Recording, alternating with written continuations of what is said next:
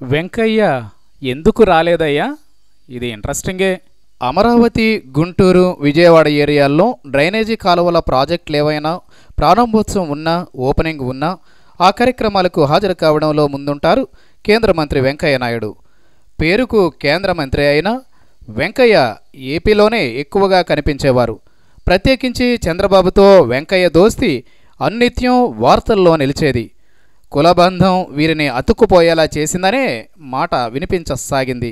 బాబు కూడా వెంకయ్యకు అంతే ప్రాధాన్యతను ఇస్తూ వచ్చారు. అదంతా ఎంతవరకు వచ్చిందంటే, అవకాశం ఉంటే తను వెంకయ్య నాయుడు అమెరికాలో పుట్టేవాళ్ళమని చంద్రబాబు చెప్పుకునేంత వరకు వచ్చింది వ్యవహారం. అంత జిగిరి దోస్తులుగా మారారు ఇద్దరు. ఇక ఏ సభ జరిగినా ఒకరినొకరు ఆకాశాన్ని ఎత్తేసుకుంటూ కాలం గడుపుతూ వచ్చారు వెంకయ్య, చంద్రబాబులు. మరి అలాంటి బంధంలో చిన్న బ్రేక్. అమరావతి సీడ్ క్యాపిటల్ డెవలప్మెంట్కు సంబంధించిన శంకుస్థాపన కార్యక్రమంలో వెంకయ్య కనిపించలేదు. అమరావతికి జరిగిన ఈ 6వ ప్రారంభోత్సవంలో వెంకయ్య ఊసులేదు. డ్రైనేజీ కాలువల ప్రాజెక్టును కూడా మిస్ కాని వెంకయ్య నాయుడు ఈ కార్యక్రమానికి మిస్ కావడం విడ్డూరంగా ఉంది.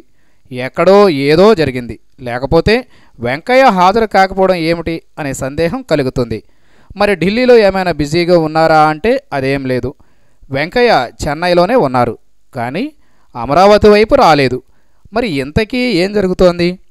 అవతల వెంకయ్యకు ఏమాత్రం ఇష్టం లేకపోయినా జగన్కు మోదీ అపాయింట్మెంట్ లభించడం, యువతల చంద్రబాబు కార్యక్రమానికి వెంకయ్య హాజరు కాలేకపోవడం, సంథింగ్ ఈజ్ రాంగ్గా ఏపీ వ్యవహారాల్లో వెంకయ్య అతి జోక్యాన్ని కేంద్రం హర్షించడం లేదా అంటే అవుననే సమాధానం వినిపిస్తోంది. ఈ పరిణామాలే దానికి సాక్ష్యమని అంటున్నారు.